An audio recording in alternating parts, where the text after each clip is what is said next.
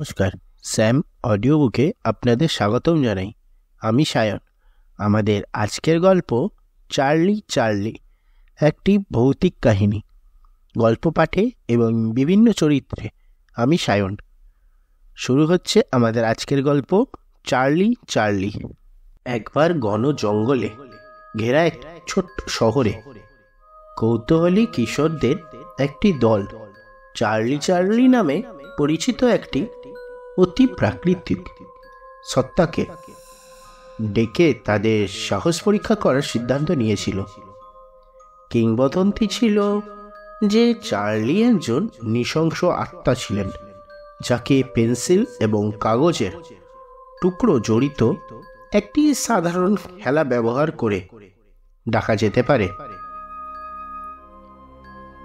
এক চাঁদহীন রাতে কিশোররা জড়ো হয়েছিল জঙ্গলের গভীরে একটি পুরনো পরিত্যক্ত বাড়িতে।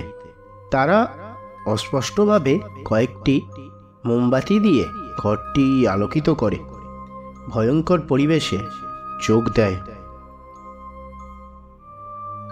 নায়বিক উত্তেজনা বাতাসে ভরে গেল যখন তারা অনুষ্ঠান শুরু করার জন্য প্রস্তুত হলো। তারা কাগজের শীটে ক্রস আকারে দুটি পেন্সিল রেখেছিল এবং চারটি চতুর্ভুজে সাবধানে হ্যাঁ এবং না লিখেছিল।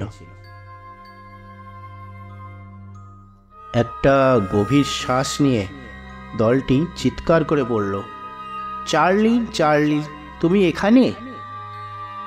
পরিবেশ ভারী হয়ে উঠল এবং একটি অস্বস্তিকর নীরবতা নেমে এলো ঘরে।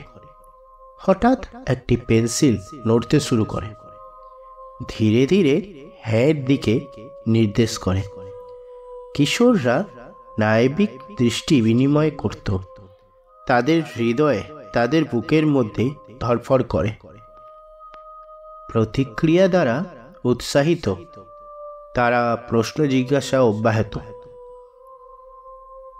প্রতিবার পেন্সিলগুলি তাদের প্রশ্নের উত্তর দিয়ে একটি অদ্ভুত নির্ভুলতার সাথে সরানো হয়েছিল। যাই হোক, উত্তরগুলি ক্রমবর্ধমান অশুভ এবং অশুভতায় ভরা। ঘরটি ঠান্ডা হয়ে গেল এবং অদ্ভুত আওয়াজ ঘরের মধ্যে দিয়ে প্রতিধ্বনিত হলো। কিশোরদের হৃদয়ে ভয় ঢুকে যায়, কারণ তারা বুঝতে পেরেছিল যে তারা তাদের বোধগম্যতার বাইরে কিছু জাগ্রত করেছে। তারা চার্লির কাছে তাদের একা ছেড়ে যেতে, তাদের অক্ষত অবস্থায় যেতে দেওয়ার জন্য অনুরোধ করছিল। কিন্তু সত্তাটি তাদের ভয়কে আরো ভয়তর করানোর চেষ্টা করছিল। প্রতিটি ক্ষণস্থায়ী মুহূর্তের সাথে আরো শক্তিশালী এবং আরো আক্রমণাত্মক হয়ে উঠেছে। জিনিসপত্র রুম জুড়ে উড়তে শুরু করে এবং মোমবাতিগুলি হিংস্রভাবে জ্বলে উঠল। ফিসফিস বাতাসে ভরে যায় এবং কিশোররা তাদের মধ্যে একটি অন্ধকার উপস্থিতি অনুভব করে। তারা সংযোগ ভাঙার চেষ্টা করায় আতঙ্ক ছড়িয়ে পড়ে, কিন্তু চার্লির হাত থেকে পালানো অসম্ভব বলে মনে হচ্ছিল। একের পর এক কিশোর কিশোরীরা নৃশংস শক্তির দ্বারা গ্রাস করে। তাদের চিৎকার সারা রাত বিঁধেছিল, কারণ তাদের বিচক্ষণতা এবং দেহগুলি পেঁচানো এবং ছিন্ন ভিন্ন হয়ে গিয়েছিল।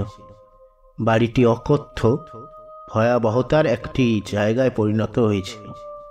চিরকালের জন্য তার দেওয়ালের মধ্যে উদ্ভাসিত ট্র্যাজেডি দ্বারা চিহ্নিত। কিশোর কিশোরীদের নিখোঁজ হওয়ার খবর সারা শহরে ছড়িয়ে পড়ে। একটি দীর্ঘস্থায়ী ভয় এবং একটি সতর্কতামূলক গল্প রেখেছিল। পরিত্যক্ত বাড়িটি স্থানীয়দের দ্বারা এড়িয়ে যাওয়া একটি জায়গায় পরিণত হয়েছিল, শুধুমাত্র শান্ত সুরে ফিসফিস করে। লোকেরা তাদের সন্তানদের অতি প্রাকৃতির সাথে হস্তক্ষেপ করার বিপদ সম্পর্কে সতর্ক করেছিল, তাদের সেই করুণ পরিণতির কথা মনে করিয়ে দিয়েছিল যারা চার্লি চার্লিকে ডেকেছিল। এবং তাই চার্লি চার্লির সাথে দুর্ভাগ্যজনক মুখোমুখি হওয়ার গল্পটি শহরে তাড়াহুড়ো করে চলছে। একটি শীতল অনুস্মারক হিসেবে পরিবেশন করে যে কিছু গেম কখনোই খেলা উচিত নয় এবং কিছু সত্তাকে কখনোই তলব করা উচিত নয়। আপনারা শুনছিলেন চার্লি চার্লি ভৌতিক কাহিনী। গল্পটি আমি লিখেছি, সায়ন মিত্র। গল্প পাঠে এবং বিভিন্ন চরিত্রে আমি সায়ন। গল্পটি আপনাদের কেমন লাগলো অবশ্যই কমেন্ট করে জানাবেন। আর এই রকম আরও গল্প পেতে আমাদের চ্যানেলটি সাবস্ক্রাইব করে পাশে থাকা বেল আইকনটি প্রেস করে দেবেন, যাতে যখনই আমরা কোনো নতুন আপলোড দেব সবার আগে আপনাদের কাছে এসে পৌঁছায়। আর যদি আপনাদের কাছেও কোনো গল্প থেকে থাকে অবশ্যই আমাদেরকে কমেন্ট করে জানান। আমরা আপনাদের সাথে যোগাযোগ করে সেই গল্প সেম অডিও বুকে আপলোড করব। আপনাদের গল্পটি কেমন লাগলো কমেন্ট করতে কিন্তু ভুলবেন না। তাহলে আজকে এখানেই শেষ করছি। আবার দেখা হবে আগামী পর্বে একটি নতুন গল্প নিয়ে। ততদিনের জন্য ভালো থাকবেন, সুস্থ থাকবেন, গল্প শুনবেন, গল্প পড়বেন, গল্প লিখবেন, গল্প শোনাবেন। ধন্যবাদ।